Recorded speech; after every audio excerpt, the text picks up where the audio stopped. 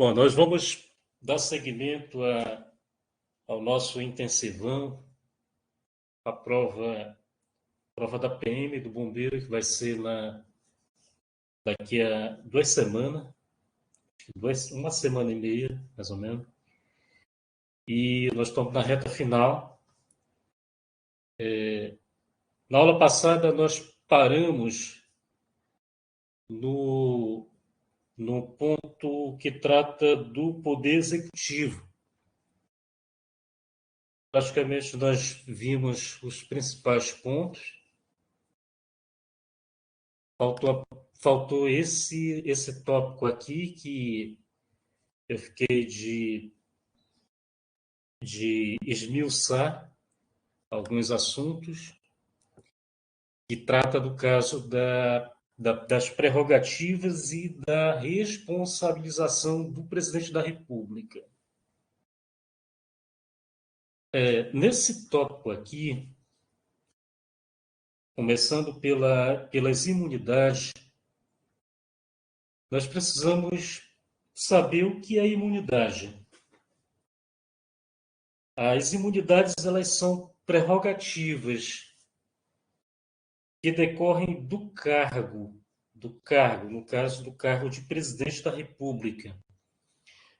E tem a finalidade de garantir o exercício das suas funções com independência, livre de pressões dos outros poderes.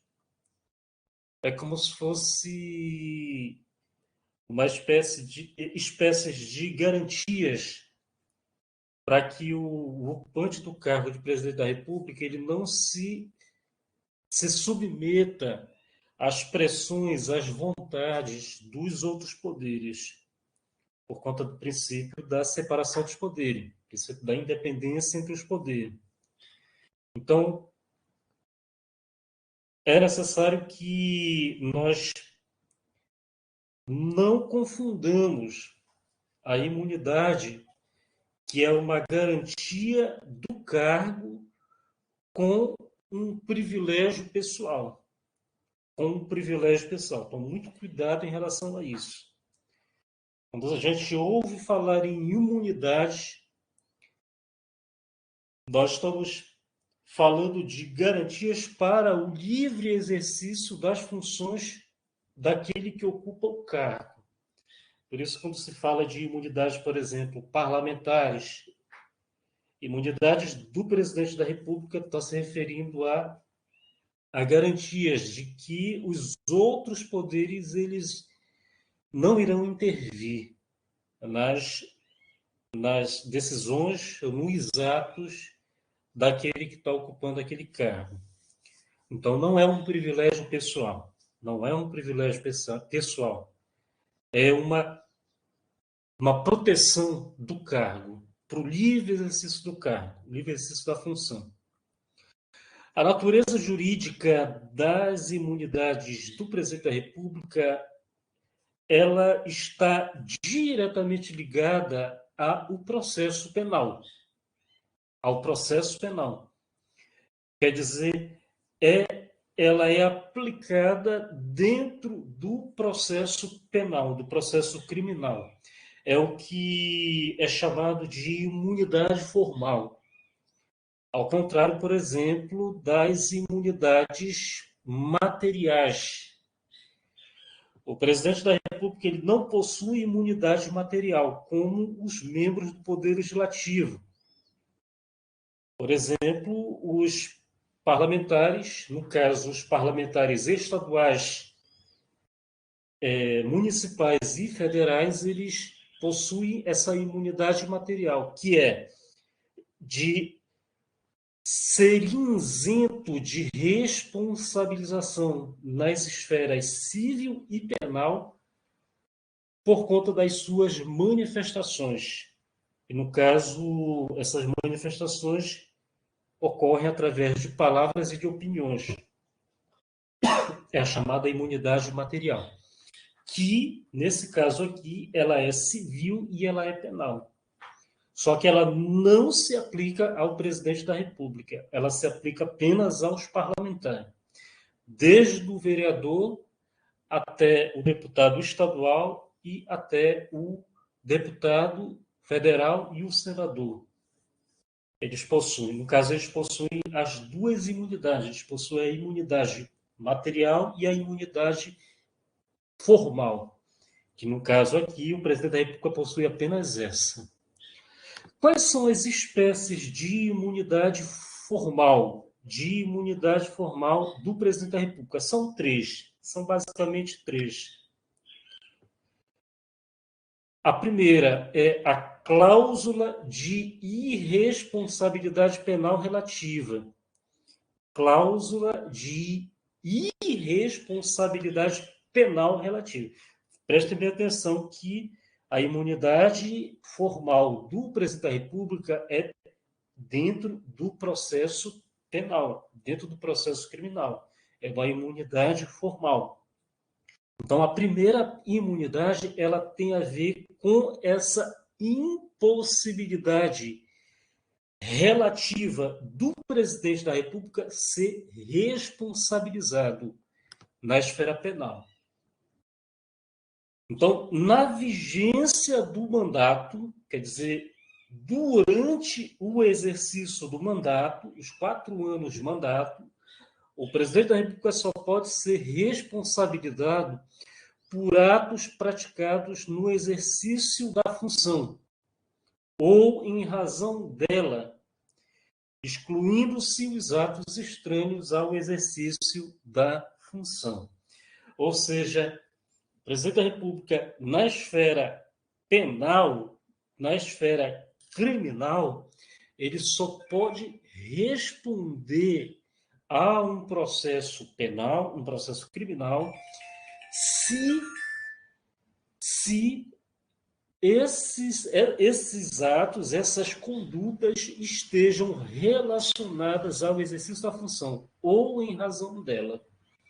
Isso significa que todos aqueles atos que não estejam relacionados ao exercício do mandato, o presidente da República ele responde durante o mandato. Durante o mandato. Um exemplo. Imaginemos aí um feminicídio, né, praticado pelo presidente da República. Feminicídio é um homicídio em razão do gênero, fato de ser mulher. Então, vamos imaginar que ele mate sua esposa por esse motivo, feminicídio. Ele pode, sim, ser responsabilizado na esfera penal durante o exercício do mandato, porque não tem relação com o exercício da função. Não tem relação com o exercício da função. Agora, imagine se o presidente da República ele queira coagir, queira intimidar ou ameaçar seus opositores. Imaginemos aí no caso da eleição, né? De repente, o candidato da oposição ele morre, é morto, é assassinado. Se houver envolvimento do atual presidente da República no caso, ele poderá ser responsabilizado, ele não poderá ser responsabilizado pelo ele poderá ser responsabilizado pelo ato, porque está relacionado com a função que, vamos supor que seja comprovável, né? Seja comprovado lá que tem relação. Vamos supor que ele seja o mandante. Nesse caso aí, ele poderá ser responsabilizado durante o exercício do mandato. Durante o exercício do mandato. Não é necessário, como no caso do feminicídio, esperar o término do mandato para ele ser responsabilizado. Então, a cláusula de irresponsabilidade penal, ela é relativa. Ela não é uma proteção contra o processo de forma absoluta. Ou seja, se durante o mandato ele cometeu um crime em razão do mandato, ele pode ser responsabilizado durante o mandato. Se não tiver relação, só vai ser responsabilizado após o término do mandato. Ou seja, no caso do feminicídio, teria que aguardar o término do mandato para poder ser processado. Imagine aí. Isso decorre da imunidade formal que o presidente ele possui. E vejam que essa imunidade ela tem apenas efeitos na esfera penal, né? Ela é aplicável apenas nas infrações de natureza penal. As demais infrações elas não são alcançadas. Elas não são alcançadas. Por exemplo, ele pode ser processado na esfera civil, na esfera tributária, na esfera administrativa, durante o mandato. No caso aqui, é apenas na esfera criminal. Os efeitos dessa imunidade é a suspensão do processo, o processo ele é aberto, aliás, a denúncia é recebida, o processo é aberto, e no caso é suspenso o processo. A segunda imunidade é a vedação à prisão cautelar. A prisão cautelar ela é uma prisão provisória. Ela é uma prisão provisória, não é uma prisão definitiva. Não é uma prisão definitiva. No caso aqui, o presidente da República ele não pode ser preso de forma cautelar, seja em flagrante, seja através de prisão temporária, ou seja através de prisão preventiva. O presidente da República só pode ser preso após sentença penal condenatória, no caso do STF, que é o órgão do judiciário competente para julgar o presidente da República nos crimes comuns. A terceira imunidade é a autorização da Câmara dos Deputados para ser processado, no caso, para ser processado criminalmente. O presidente da República, para ele poder ser processado e julgado nos crimes comuns e de responsabilidade, há um prévio juízo de admissibilidade política pela Câmara dos Deputados, autorizado por 2/3 de seus membros em votação nominal aberta. Vejam aqui que, nesse caso, a gente também incluiu os chamados crimes de responsabilidade. Ou seja, tanto nos crimes comuns quanto nos crimes de responsabilidade, o presidente da República ele só pode ser processado com a autorização da Câmara dos Deputados. Essa autorização ela é feita através de uma votação nominal, uma votação aberta, e deve ter pelo menos 2/3 dos seus membros autorizando. 2/3 dos seus membros autorizando o prosseguimento do processo. Isso significa que é possível suspender o processo. É possível suspender o processo, né?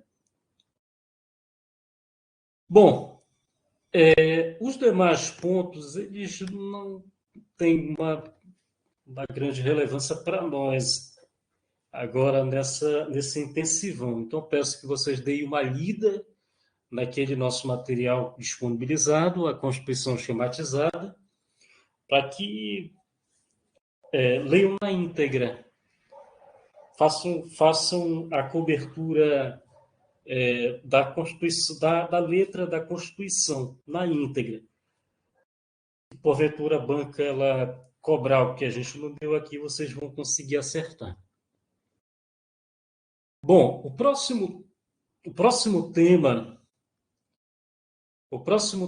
ele é de uma relevância bem grande. Esse assunto ele foi incluído nesse edital, nesse edital que está em vigência, como uma novidade, porque não caiu nos editais passados do concurso da PM, do Bombeiro, e também não caiu em nenhum concurso da FCC, a nível de Estado. Então, é um assunto completamente novo em termos de prova aqui no Estado. A FCC ela nunca cobrou esse tema, pelo menos nos últimos concursos No caso da PM, o bombeiro não cobrou nunca. Então, é uma novidade. Esse título que trata da defesa do Estado e das instituições democráticas. Da defesa do Estado e das instituições democráticas. Eu dividi três tópicos aqui para facilitar a nossa apresentação. Inclusive, é o que está lá no título da Constituição. Vamos começar pelo estado de defesa e o estado de sítio. O estado de defesa e estado de sítio são situações excepcionais. Gravem bem esse termo. Excepcionais. Ou seja, são medidas tomadas nesse contexto de excepcionalidade, nas quais se autoriza a tomada de medidas que restringem significativamente os direitos fundamentais, com a finalidade de defesa do Estado. Sempre que o Estado ele se encontrar nessas situações de ameaça da sua ordem, de ameaça das instituições estatais, das instituições democráticas, de ameaça ou mesmo de fatos que atentem contra a ordem social, aquelas situações realmente extremas que nós vamos ver aqui. Quais são as hipóteses? É possível a decretação do estado de defesa e do estado de sítio. Estado de defesa e estado são medidas extremas. São medidas extremas, porque são medidas que restringem os direitos fundamentais. Restringem com a finalidade de defesa do Estado. Quer dizer, o Estado está sob ameaça. O Estado e a própria sociedade como um todo. Então, se não for tomadas medidas no sentido de manter a ordem, manter a coesão, tanto estatal quanto social, aí a coisa desanda, vai virar barbárie. Vai virar barbárie. Então, são medidas extremas, medidas extremas. São tão extremas que essas medidas elas não podem ser tomadas durante esses momentos aqui. Por exemplo, a Constituição Federal ela não pode ser emendada, ou seja, não pode haver uma alteração da Constituição durante a vigência do estado de defesa, estado de sítio e intervenção federal. Durante essas três circunstâncias, a Constituição Federal ela não pode ser alterada. Gravem bem. A nossa Constituição Federal ela não pode ser alterada. Ela não pode ser emendada durante o estado de defesa, o estado de sítio e a intervenção federal. São situações excepcionalmente graves que há uma restrição das liberdades democráticas e dos direitos fundamentais. Quer dizer, é uma situação grave, extremamente grave, e qualquer tentativa de alterar a Constituição, ela é inválida, ela é considerada inconstitucional durante esse período. Vejam que a Constituição ela prevê essas duas medidas, o estado de defesa e o estado de sítio, na ordem. Primeiro é decretado o estado de defesa. Se estado de defesa não resolver a situação, se o estado de defesa não resolver a situação, aí decreta-se o estado de sítio. O estado de sítio pode-se dizer que ele é muito mais grave do que o estado de defesa.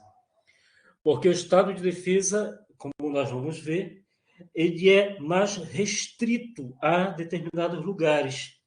Já o estado de sítio, ele é nacional, ele é de âmbito nacional. Essa é a principal diferença, mas nós vamos ver em que consiste cada uma dessas medidas. Vamos começar pelo estado de defesa. Eu trouxe cinco pontos aqui para a gente dissecar sobre estado de defesa e estado de sítio. Quais são as hipóteses? Quais são as hipóteses? Em que momentos é possível decretar estado de defesa e estado de sítio? A decretação, quem decreta o estado de defesa e o estado de sítio? A duração, o tempo, o período, quais são as medidas que podem ser tomadas durante esse período e como é feito o controle político dessas situações excepcionais. Bom, estado de defesa só pode ser decretada para preservar ou restabelecer em locais restritos e determinados. Vejam que é locais restritos e determinados, nunca de forma geral, nunca em âmbito nacional, a ordem pública ou a paz social. Aí nós temos duas hipóteses, duas situações.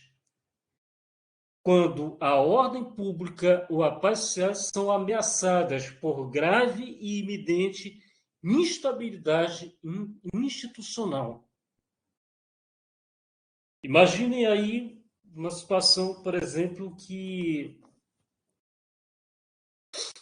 de repente um grupo de estados, né, resolve se rebelar contra a União, querendo se separar do restante do país e fazer um país, um estado à parte. Aqui nós estamos diante de uma grave e iminente instabilidade institucional. Institucional. Quer dizer, é proibido. A Constituição Federal ela veda a dissolubilidade do Pacto Federativo. E se mais de uma unidade da federação resolve, por exemplo, se separar, e nessa ocasião aí começa-se, por exemplo, a tirar direitos dos cidadãos, ou até mesmo ir para o conflito armado, nós estamos diante de uma grave e iminente instabilidade institucional. Também pode ser decretado, né, o estado de defesa nas situações em que a ordem pública ou a paz social sejam atingidos por calamidades de grandes proporções na natureza. Como, por exemplo, imagine aí uma situação de incêndios por todo um estado ou mais de um estado. Imagina aí uma situação, por exemplo, de enchentes por todo um estado ou mais de um estado. Lembremos sempre que essa situação ela ocorre em locais restritos e determinados. Locais restritos e determinados, mas que pode também ser decorrente de calamidades da natureza. Imagine aí um meteoro caindo dentro de um estado e gerando todo um rastro de destruição, terremoto. Tudo isso aí se encaixa dentro das hipóteses de estado de defesa. Quem, quem pode decretar o estado de defesa é o presidente da República. É o presidente da República. Apenas ele pode decretar. E essa decretação, ela ocorre sem a manifestação prévia do Congresso Nacional. Ou seja, o presidente da República ele decreta o estado de defesa e depois ele submete o decreto de estado de defesa à apreciação do Congresso Nacional.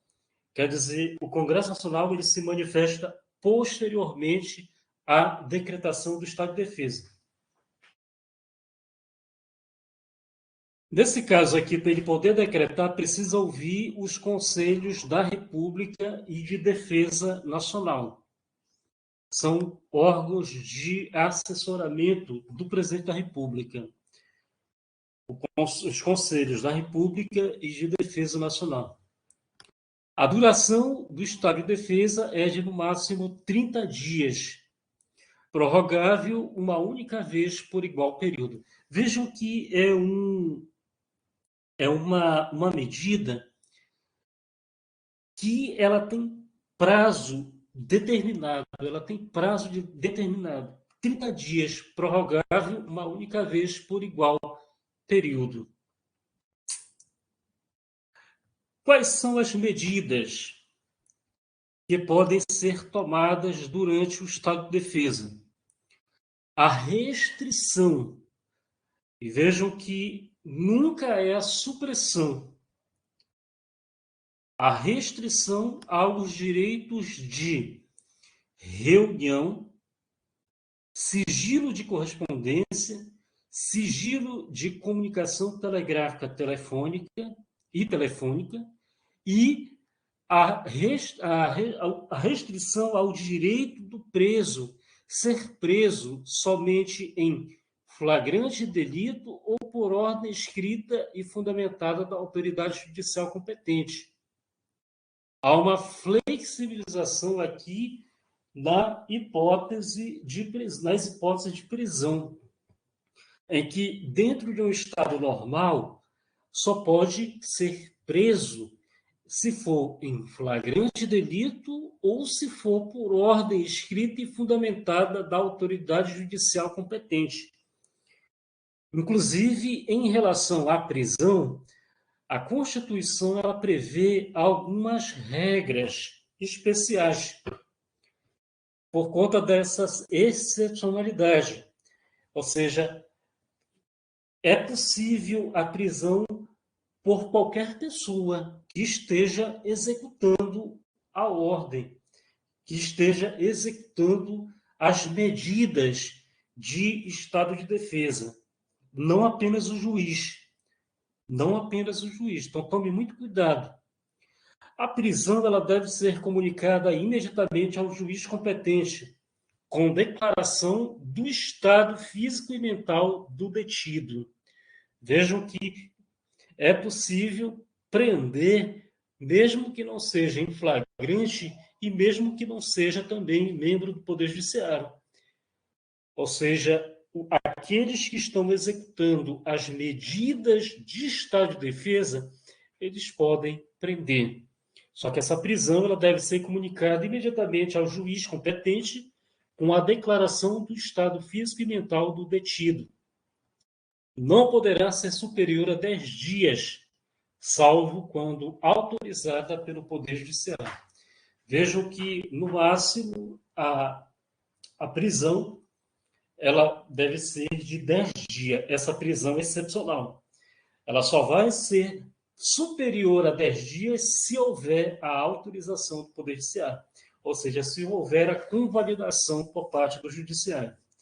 E é vedada a incomunicabilidade do preso. Essa incomunicabilidade do preso é aquela medida em que o preso ele não pode se comunicar com seus familiares e com seus advogados. Isso não existe. Essa medida ela era muito usada durante a ditadura militar. A Constituição Federal de 88, ela proíbe expressamente, até mesmo dentro dessas situações excepcionais, dentro, por exemplo, do estado de defesa. Vejam que o presidente da República, ele decreta o estado de defesa e depois ele deve submeter ao Congresso Nacional o decreto de estado de defesa. Quer dizer, o presidente primeiro decreta e depois ele submete ao Congresso Nacional. E aí vai ser feito o controle político desse ato, desse decreto. Se o Congresso Nacional aceitar a medida, ela prossegue, ela continua. Se o Congresso Nacional rejeitar, aí cessa imediatamente. Para que o Congresso Nacional ele decida, é necessário a maioria, o voto favorável, conforme a decisão, da maioria absoluta dos seus membros. Maioria absoluta dos seus membros. O estado de sítio. Já o estado de sítio é decretado nessas hipóteses: comoção grave de repercussão nacional, comoção grave de repercussão nacional. Essa comoção grave de repercussão nacional é uma hipótese bem aberta, porque ela diz respeito, por exemplo, a situações que envolvam o sentimento público, o sentimento da sociedade. Por exemplo, imaginem se dentro de determinado estado, ou em vários estados, ou imaginem autoridades que têm atuação em âmbito nacional. Imaginem se, por exemplo, determinem, né, o extermínio, vamos supor, de parcela da população brasileira. Imaginem aí, a gente não. Podemos citar como exemplo o caso do Holocausto, né? O caso do Holocausto. Imaginem aí uma situação dessa, em que o Estado ele cria uma política de extermínio de determinadas parcelas da sociedade. Não há dúvida que isso gera uma comoção grave de repercussão nacional. É claro que parte dessas pessoas dentro do Estado, elas aprovam, elas conduzem essa política, vamos supor, de extermínio.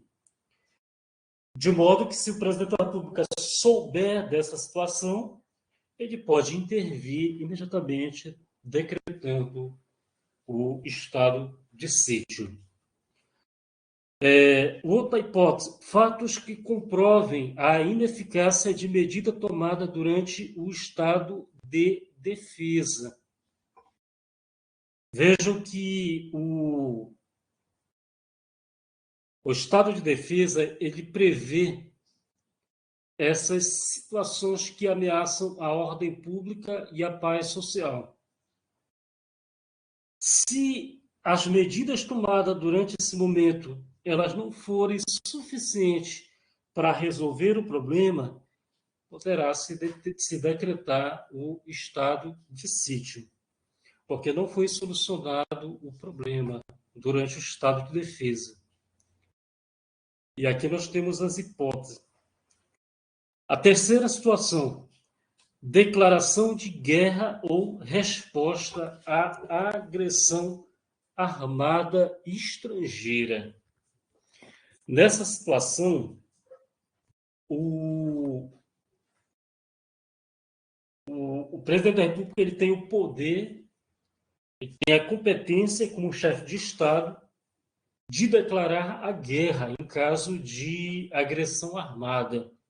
Em caso de agressão armada. Ele, como chefe de Estado, inclusive, ele deve tomar diversas medidas no sentido de proteger a população.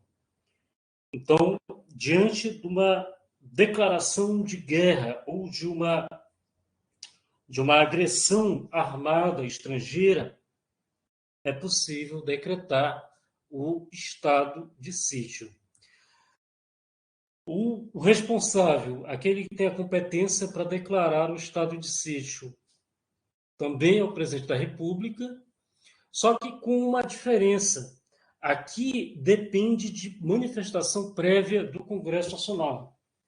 Ou seja, ao contrário do estado de defesa, em que lá ele pode decretar e depois submeter ao Congresso Nacional o decreto de estado de defesa. Aqui não.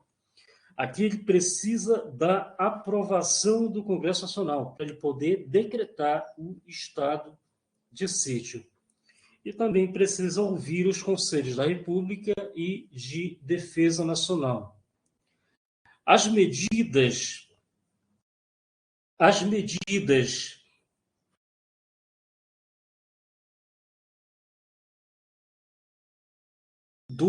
durante o estado de sítio. Essas medidas elas são de acordo com a situação, com a hipótese. A primeira hipótese é o caso aí de comoção grave ou ineficácia do estado de defesa. Se houver a comoção grave ou a ineficácia do estado de defesa, o presidente da República ele pode adotar essas medidas. A obrigação de permanência em localidade determinada é o chamado toque de recolher. É dado um alerta para que os populares, para que os cidadãos, eles fiquem nas suas casas ou fiquem em lugares protegidos, na obrigação de permanência em localidade determinada, a detenção em edifício não destinado a acusados ou condenados por crimes comuns. Normalmente, nessas situações que envolvem o estado de defesa e o estado de sítio, a prática de muitos crimes, porque o Estado praticamente ele está destroçado, o Estado e a sociedade. Então vai faltar presídio para prender pessoas diante da situação de caos. Então é possível que haja detenção dessas pessoas em edifício não destinado a acusados ou condenados por crimes comuns. Também há restrições relativas à inviolabilidade da correspondência, ao sigilo das comunicações, à prestação de informações e à liberdade de imprensa, radiodifusão e televisão. Vejam que há uma série de restrições em relação a esses direitos.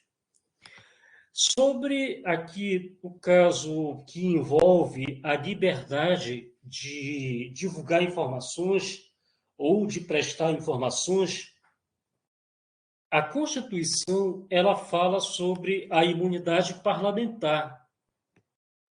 E ela expressamente coloca que não se inclui nas restrições a difusão de pronunciamentos de parlamentares efetuados em suas casas legislativas, desde que liberada pela respectiva mesa. Ou seja, o parlamentar ele possui resguardada a sua imunidade material. Só que de forma restrita ao ambiente da sua casa legislativa. Ou seja, o parlamentar ele não pode se pronunciar fora da casa legislativa. Nesse caso, ela é restrita. E ainda tem uma condicionante, ela tem que ser liberada pela mesa, que é o órgão que preside a casa legislativa. Quer dizer, precisa, de uma certa forma, da autorização da mesa. Bom, essas restrições, essas medidas, elas são em relação ao caso de comoção grave ou ineficácia do estado de defesa. Em caso de declaração de estado de guerra ou resposta à agressão armada, qualquer garantia constitucional ela poderá ser suspensa. Tome muito cuidado em relação a isso aqui. Vejam que apenas nessa situação excepcionalíssima é possível haver a suspensão de qualquer garantia, de qualquer direito garantido pela Constituição. Apenas nessa situação de estado de guerra ou resposta à agressão armada. A duração do estado de sítio, ela depende da situação. Se for a motivação do estado de sítio for a guerra, enquanto durar o problema, enquanto durar a guerra. Nos outros casos, será sempre de 30 dias, prorrogáveis quantas vezes forem necessárias. Prorrogáveis quantas vezes forem necessárias. Ou seja, enquanto não resolver essas situações aqui, continuará o estado de sítio. Vejam que, assim como lá no caso do estado de defesa, o Congresso Nacional ele exerce o controle político sobre o decreto expedido pelo presidente da República. Só que, nesse caso aqui, o presidente, primeiro, ele pede autorização ao Congresso.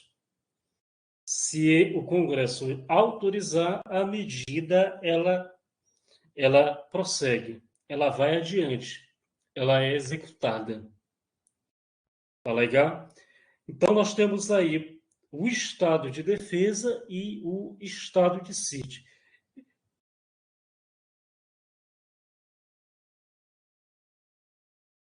Em relação às Forças Armadas, as Forças Armadas, elas são constituídas pela Marinha, pelo Exército e pela Aeronáutica. Marinha, Exército e Aeronáutica. Tome muito cuidado, porque as forças de segurança, que nós vamos ver aqui, por exemplo, a Polícia Federal, as polícias como um todo, seja civil, seja militar, elas não fazem parte das Forças Armadas. Tome muito cuidado. Essas forças de segurança pública, elas são chamadas de forças auxiliares. Elas são chamadas de forças auxiliares, de acordo com a Constituição Federal. Mas elas não fazem parte das Forças Armadas. Elas não fazem parte. A Constituição das Forças Armadas, ela é desses três agrupamentos: a Marinha, o Exército e a Aeronáutica. As Forças Armadas são instituições nacionais permanentes e regulares de Estado. Ou seja, não são instituições regionais e locais. Não é como no caso das forças de segurança, que atuam localmente, que atuam regionalmente. Elas são instituições nacionais, são instituições instituídas pela Constituição para manter as suas funções exercidas dentro de todo o território brasileiro. São instituições permanentes, ou seja, elas são instituídas diretamente pela Constituição Federal. Governo algum pode coaptar as Forças Armadas para servir a interesses governistas. São instituições de Estado, são instituições que estão aí para servir o país, o Brasil, não para servir a governos, não para serem usadas por governos. Governos entram e governos saem, mas as Forças Armadas, elas permanecem, elas são instituições permanentes, que têm as suas funções diretamente ligadas aqui às funções de Estado. Qual é a finalidade das Forças Armadas? A própria Constituição ela estabelece a defesa da pátria, a garantia dos poderes constitucionais e, por iniciativa de qualquer destes, da lei e da ordem. Quer dizer, as Forças Armadas elas estão aí para servir a pátria, para servir ao Estado e também para servir a qualquer dos poderes, caso seja necessário, para garantir a lei e a ordem. Para garantir a lei e a ordem. Tome muito cuidado. As Forças Armadas elas não são poderes da República. Forças Armadas não são poderes da República. Poderes da República são o Executivo, o Legislativo e o Judiciário. Executivo, Legislativo, Judiciário. Forças Armadas elas não são poderes da República. As Forças Armadas elas têm como princípio a hierarquia e a disciplina. Hierarquia e disciplina. E tem como chefe o presidente da República. É o chefe supremo das Forças Armadas. Com relação aos membros das Forças Armadas, os membros eles se submetem a um regime jurídico próprio, que é o regime jurídico de militar, Esse regime jurídico de militar ele é predominantemente diferente do civil. Ele é predominantemente diferente. Tem alguns pontos que são parecidos, mas é praticamente diferente do regime jurídico do servidor civil. Nós temos alguns direitos assegurados na Constituição para esses membros das Forças Armadas. A Constituição ela prevê expressamente esses direitos.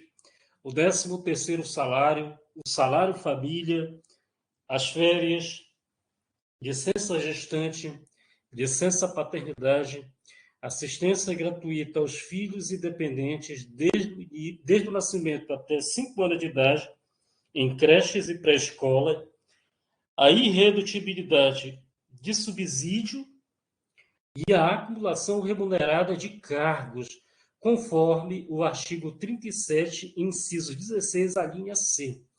Vejam que esses direitos eles são também assegurados aos servidores civis.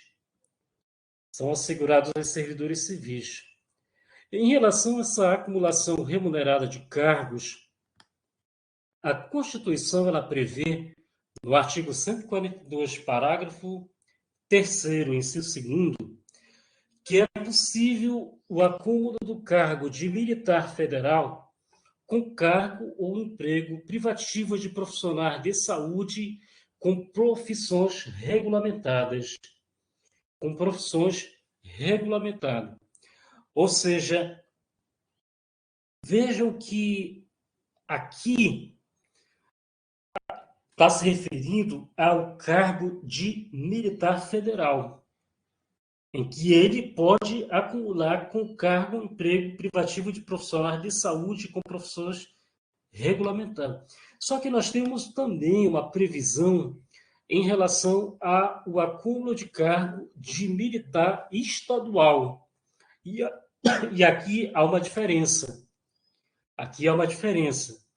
Vejam que, enquanto o militar federal ele só pode acumular com o cargo emprego de profissional da saúde, o militar estadual ele pode acumular também com um cargo de professor, um cargo técnico ou científico, ou um cargo ou um emprego privativo de profissionais de saúde com profissões regulamentadas. No caso, houve uma extensão daquela hipótese lá do artigo 37, inciso 16, para o militar estadual, a ponto dele poder acumular com qualquer outro cargo que também é extensivo ao servidor civil. Vejam que essa possibilidade do militar estadual acumular com qualquer um desses cargos aqui, ela foi incluída através da emenda número 111 de 2019. Ela é bem recente, essa alteração. Ela é bem recente, essa alteração. O militar ele é proibido de se sindicalizar e de fazer greve, e também, enquanto ele estiver na ativa, ele não pode ser filiado a partidos políticos. Ele não pode ser filiado a partidos políticos. Se ele se filiar a partidos políticos, ele estará cometendo uma infração funcional. A Constituição estabelece a obrigatoriedade do serviço militar. O serviço militar ele é obrigatório. Só que a própria Constituição, no artigo 5º, prevê que é direito daqueles que alegarem escusa de consciência decorrente de crença religiosa ou de convicção filosófica ou política, o serviço alternativo em tempo de paz. O que é que isso significa? Há aqueles que por conta da religião, ou por conta até mesmo, às vezes, dos princípios filosófico-políticos, como, por exemplo, o pacifismo, de não pegarem arma, de não matar, eles podem alegar a chamada escusa de consciência ou imperativo de consciência. E a Constituição assegura isso como um direito. O que vai acontecer? Ele não vai para o serviço militar, ele não vai prestar o serviço militar, só que a lei ela prevê o chamado serviço alternativo, ou seja, o serviço que não é militar. Então, ele vai se alistar e vai prestar esse serviço alternativo, que pode ser, por exemplo, um serviço na área administrativa, pode ser um serviço de acordo com aquilo que a lei ela manda, desde que não seja militar, desde que não seja um serviço militar. Tá legal? E vejam que a Constituição ela garante essa escusa de consciência em tempo de paz. Em tempo de paz. Porque em tempo de guerra, qualquer um vai ser chamado para lutar. Qualquer um vai ser chamado para lutar. E não vai ter essa questão da escusa de consciência. Tá legal? A Constituição ela prevê como isentos da obrigatoriedade de se alistar no serviço militar obrigatório. No caso, as mulheres e os eclesiásticos, os religiosos. Eles são isentos, eles têm imunidade. No caso, eles não são obrigados a prestar o serviço militar. Tá legal?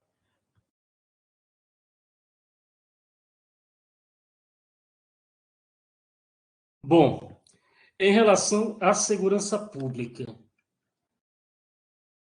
as finalidades da segurança pública. Segurança pública ela é dever do Estado, direito e responsabilidade de todos.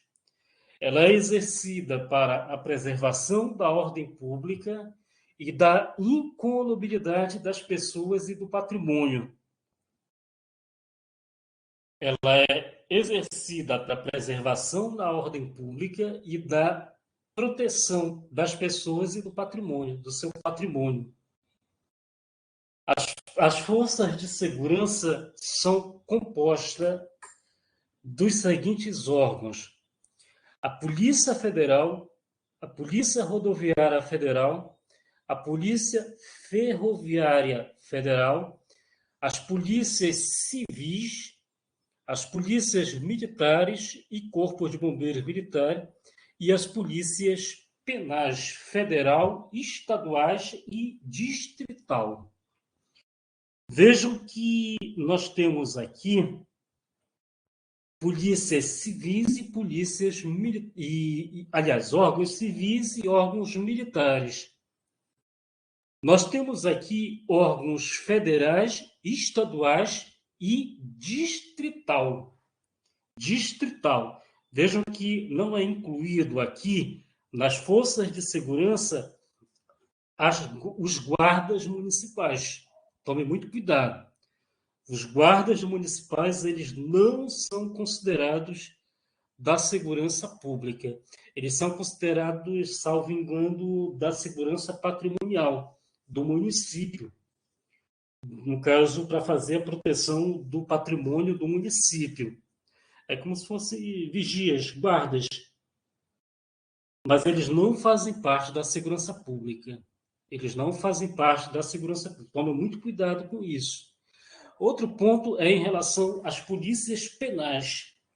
Até recentemente, as polícias penais, os policiais penais, eles não eram considerados como parte da segurança pública, que são aqueles que exercem funções dentro de presídios, dentro de cadeias. Tome muito cuidado com isso aqui. Salvo engano, foi em 2000 e... deixa eu verificar aqui. Foi em 2019. Foi em 2019 que as polícias penais elas foram incluídas na segurança pública. As polícias penais foram incluídas na segurança pública. Isso por previsão na própria Constituição Federal. Tá legal?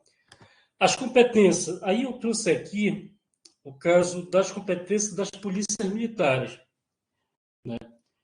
Cabe à polícia militar, as polícias militares, a polícia ostensiva e a preservação da ordem pública. A polícia ostensiva e a preservação da ordem pública. A chefia. Vejam que nós temos aqui polícias de várias esferas, de vários entes. Nós temos aqui federal, que estão, no caso, vinculados à União, e temos também estaduais, que estão vinculados ao Estado. Então, as polícias militares e os corpos de bombeiros, que são considerados forças auxiliares e reserva do Exército, subordinam-se, juntamente com as polícias civis e polícias penais estaduais e distrital, aos governadores dos estados do Distrito Federal e dos territórios.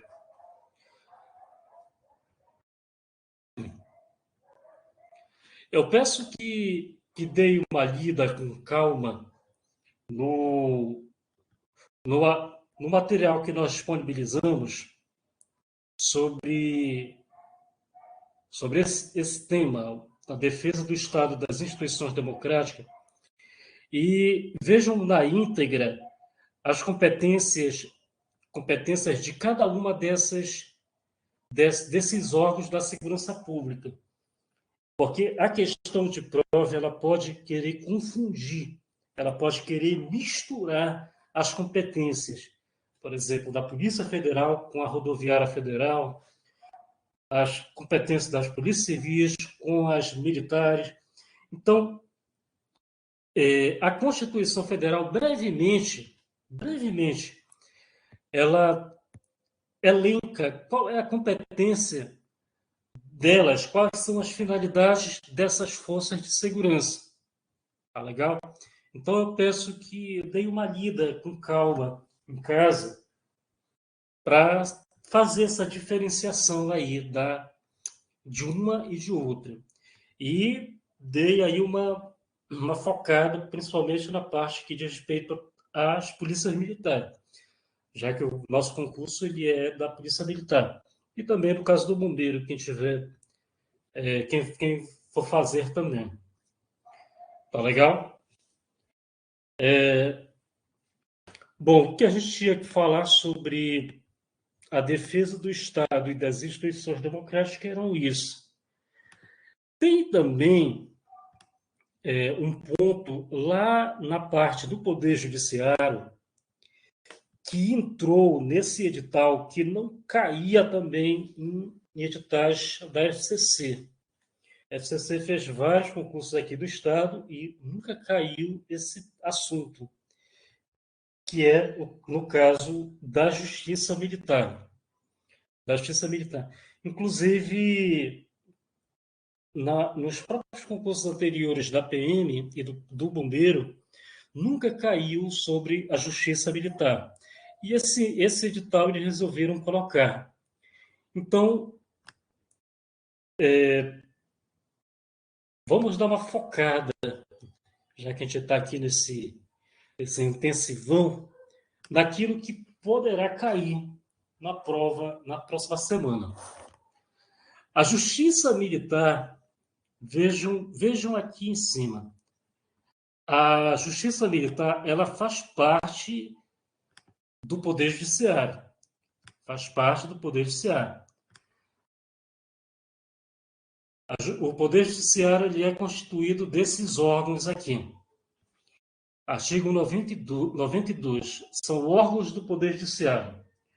O Supremo Tribunal Federal, o Conselho Nacional de Justiça, o Superior Tribunal de Justiça, o Tribunal Superior do Trabalho, os tribunais regionais federais e juízes federais, os tribunais e juízes do trabalho, os tribunais e juízes eleitorais, os tribunais e juízes militares e os tribunais e juízes dos estados e do Distrito Federal e território. Vejam que a Justiça Militar ela se inclui aqui entre os órgãos que fazem parte do Poder Judiciário. Ela é chamada de justiça especializada. Ela é chamada de justiça especializada, juntamente com a justiça do trabalho e a justiça eleitoral. São as três justiças especializadas, porque elas atuam apenas dentro dessa área. Por exemplo, a justiça do trabalho ela atua nas questões trabalhistas. A justiça eleitoral atua dentro das questões eleitorais. E a justiça militar atua dentro das questões que envolvem militares e crimes militares. Então, a justiça militar é uma justiça especializada. Nós vamos ver que a justiça militar ela pode ser exercida de forma autônoma, mas também ela pode ser exercida vinculada aos estados. dizer, ao Tribunal de Justiça do Estado, ao Poder Judiciário Estadual. Vamos ver aqui o que a Constituição ela fala lá naquele capítulo que ela trata da Justiça Militar. Ela tem um capítulo próprio da Justiça Militar.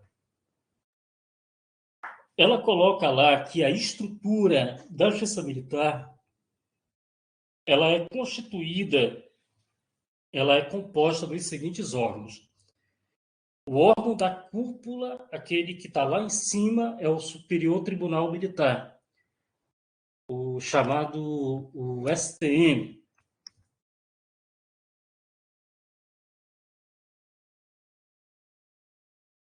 Mas também há a segunda instância, que são os tribunais militares.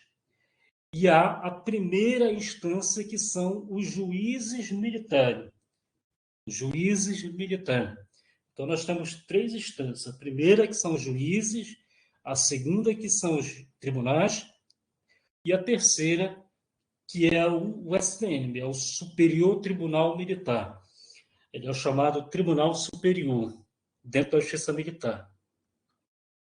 A competência para essa justiça, como eu falei, ela é uma justiça especializada. A competência é processar e julgar os crimes militares definidos em lei. Quer dizer, os crimes civis, os chamados crimes comuns, eles não estão dentro da competência da Justiça Militar, mas estão dentro da competência da Justiça Comum. Dentro da competência da Justiça Comum, que pode ser tanto federal quanto estadual. A Justiça Estadual ela vai julgar os crimes comuns que sejam da sua competência, e a Justiça Federal vai julgar os crimes comuns que sejam da sua competência. No caso aqui da Justiça Militar, ela vai julgar os crimes militares e não crimes comuns. Vai julgar crimes militares e não crimes comuns, que são da competência ou da Justiça Federal ou da Justiça Estadual. A Constituição ela prevê alguns pontos sobre a escolha dos membros, sobre os membros do STM, do Superior Tribunal Militar. O STM ele é composto de 15 ministros vitalícios. Ele é composto de 15 ministros vitalícios, ou seja, ministros que uma vez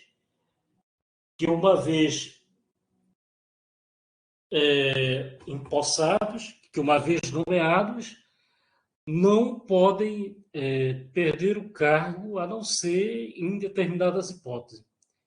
A não ser em determinadas hipóteses. Os requisitos para que alguém seja membro do STM, para que seja juiz no STM. Os requisitos eles são divididos da seguinte forma. Três ministros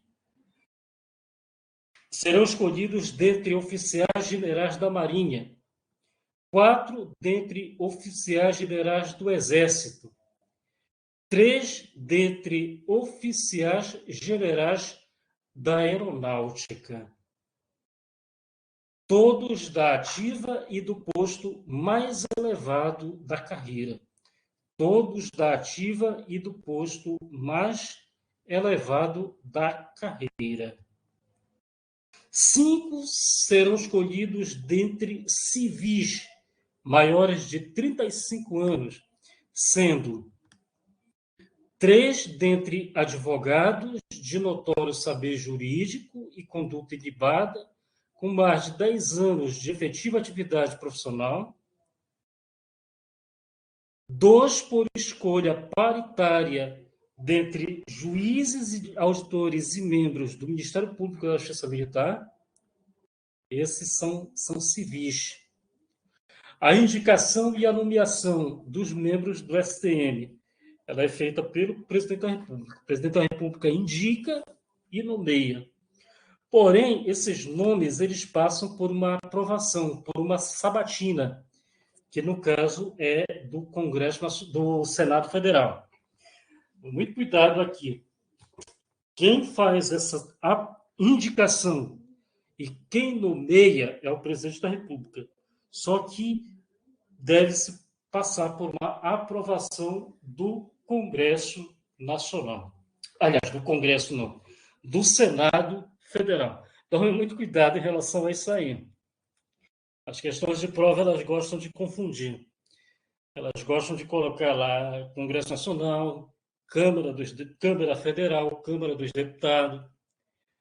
O caso aqui é o Senado. Na parte que trata sobre a justiça estadual, nós temos também algumas normas que dizem respeito à justiça militar. Como eu falei, a justiça estadual ela é uma justiça comum. Ela é constituída, ela tem a competência para julgar crimes comuns. Ela é uma justiça comum. Só que também a Constituição ela coloca que a justiça estadual ela pode, sim, exercer o papel, no caso, de justiça militar estadual. Quer dizer, a lei estadual poderá criar, mediante proposta do Tribunal de Justiça, a justiça militar estadual.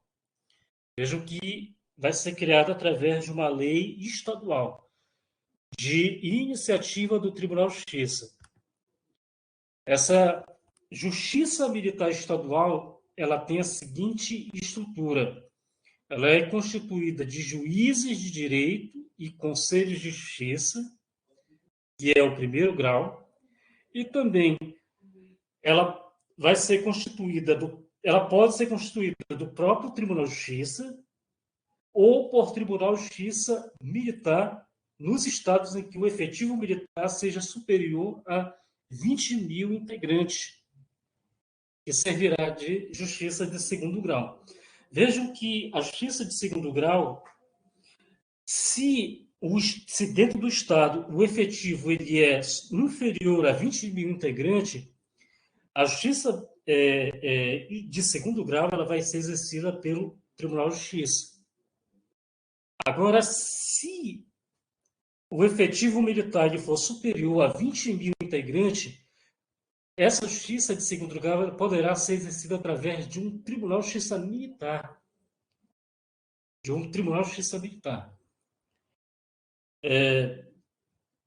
Então, vejo que a lei ela pode analisar isso aí. E a lei ela pode dispor. Ela pode criar a justiça militar de primeiro e de segundo grau. A competência da justiça estadual. Vejam como eu falei. A competência ela é de justiça comum. De justiça comum. A justiça estadual está ali para julgar, por exemplo, na esfera criminal, chamados crimes comuns. Só que também a justiça estadual ela exerce a chamada competência da justiça militar. E a Constituição ela elencou duas competências dessa justiça. No caso, compete à justiça militar estadual processar e julgar os militares do Estado nos crimes militares definidos em lei e as ações judiciais contra atos disciplinares militares, ressalvada a competência do júri quando a vítima for civil, cabendo ao tribunal competente decidir sobre a perda do posto e da patente dos oficiais e da graduação dos praças. Vamos dividir aqui esse parágrafo. Em um primeiro momento, diz aqui que a justiça militar estadual ela é competente para julgar os militares do Estado nos crimes militares, certo? E também ela é competente para julgar as ações judiciais contra atos disciplinares militares. Esses atos disciplinares militares são aqueles que não são considerados como crimes, são as infrações funcionais. São infrações funcionais. Salvo engano, o Código Militar ele prevê também infrações disciplinares militares, que são infrações funcionais, não são considerados crime. Nesse caso, a Justiça Militar ela é competente também para julgar. Só que aqui no final nós temos uma ressalva em relação a essa competência, que não é da Justiça Militar estadual, ela não é competente para julgar quando a vítima for civil. Quando a vítima for civil. Porque quando o crime ele envolver vítima civil, mesmo que seja um militar envolvido, a competência ela é do tribunal do júri. A competência é do tribunal do júri. Imaginem aí a situação, por exemplo, em que militares eles matam civil, como no caso que a gente ouve falar, né, de extermínio, de execução. Imagina aí, o militar executou um civil. Ele não vai ser julgado pela justiça militar. Ele vai ser julgado pelo tribunal do júri, porque a vítima ela é civil. Só que, em todo caso, cabe ao tribunal competente decidir sobre a perda do posto e da patente dos oficiais e da graduação das praças. Ou seja, a Constituição ela delega para aquele tribunal que está julgando o caso decidir pela perda do posto e da patente, no caso dos oficiais, e da graduação, no caso dos praças. Legal? A outra competência diz respeito a compete aos juízes de direito do juízo militar processar e julgar singularmente os crimes militares cometidos contra civis e as ações judiciais contra atos disciplinares militares, cabendo ao Conselho da Justiça, sob a presidência de juiz de direito, processar e julgar os demais crimes militares. Aqui há um conflito, né, entre essa previsão, esse dispositivo normativo, desse outro aqui. Porque aqui diz que o juízo militar, ele pode julgar os crimes militares cometidos contra civis. Contra civis. Na verdade, o que nós estamos vendo aqui não é crime comum. Não é crime comum. São crimes militares. Crimes militares contra civis. Salvo engano, no Código Penal Militar, há um rol de crimes militares cometidos contra civis e que são de competência da Justiça Militar Estadual. Então, tomem cuidado, não é, no caso aqui, crime comum, que é de competência da Justiça Militar Estadual, mas são os crimes militares, assim como também os atos disciplinares militares. É a mesma coisa aqui. Só que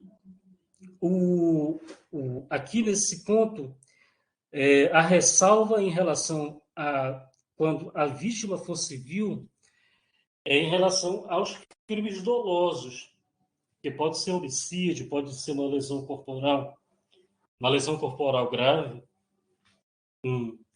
ou qualquer outro. Se for um militar que pratica contra um civil, esse militar ele não tem essa prerrogativa de ser julgado pela Justiça Militar Estadual, mas pelo Tribunal do Júri, que é o órgão competente para julgar os crimes dolosos contra a vida. Tá legal? Para a gente concluir, cabe também à Justiça Estadual.